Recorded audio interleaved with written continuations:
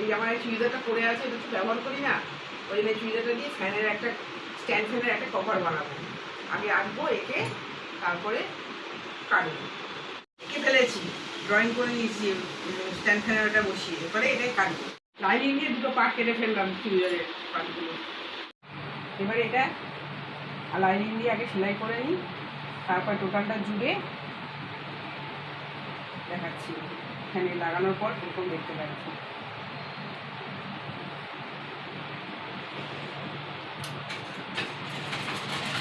ফ্যানটা কভারটা পরা হয়ে গেছে সেলাই করা। সেলাই করার পর এই ভিডিওটা ফ্যানে লাগানোর পর